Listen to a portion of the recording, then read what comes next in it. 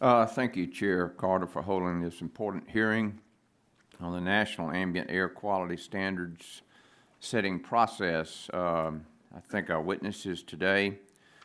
I'd also like to welcome Mr. John Eunice from my beloved state of Georgia for being here today to share the challenges of implementing air quality standards. We're looking at a discussion draft today to improve the National Ambient Air Quality Standards. Last year, we had a hearing on the proposed standards for fine particulate matter, PM 2.5, from the Biden Environmental Protection Agency.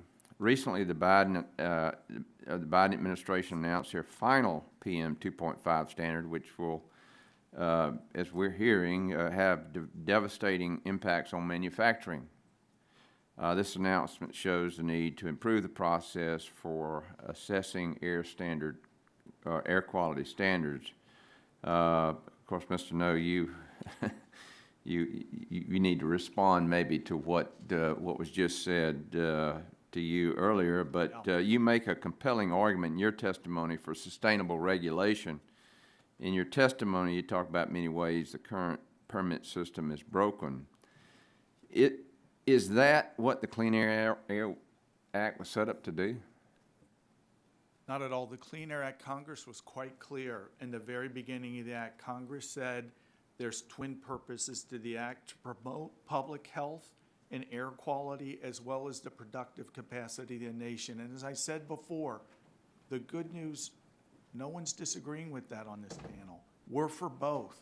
The problem we've got now is because for the first time in history, the PM standard is so close to background, it's going to result in huge gridlock for projects that will both promote American jobs, which is why our workers were up here visiting with you all just weeks ago, but it's also going to allow for continued environmental progress, and not just on PM, but on greenhouse gases and every other emission. Yeah. Efficiency is that sweet spot where we can meet the twin purposes of the Clean Air Act.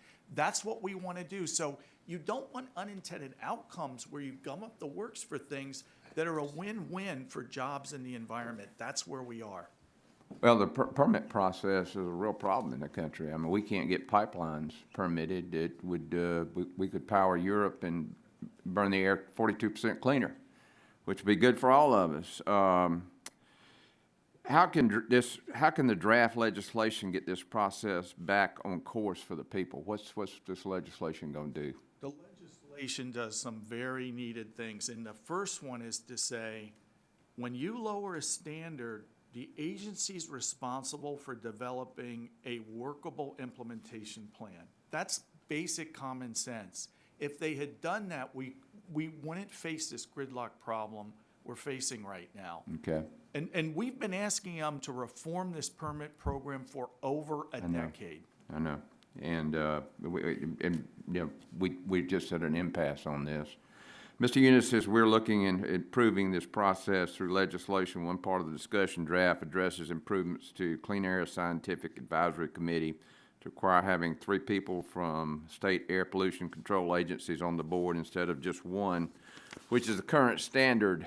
Can you share how expanding the number of people representing state air pollution control agencies on the board would be beneficial? Yes, thank you, Congressman.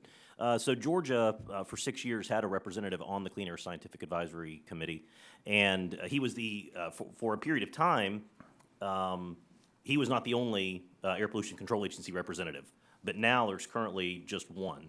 And I feel like that perspective has gotten lost of what it's actually going to take to implement this standard at a state level and the burden that places on communities. Mm-hmm. And so I think having that additional voice would be beneficial. Well, the EPA is supposed to operate under the principle of cooperative federalism. However, we've heard concerns from other state regulators in previous hearings that you and your colleagues are being treated as though you're just any other stakeholder. Where's the cooperation and why? What's the problem? Yes, Congressman, there have been some challenges recently with some heavy-handed approaches from EPA into areas that have traditionally been handled by states. Right. And that is a fact. I mean, do they treat you as a co-regulator, or they just ignore you too?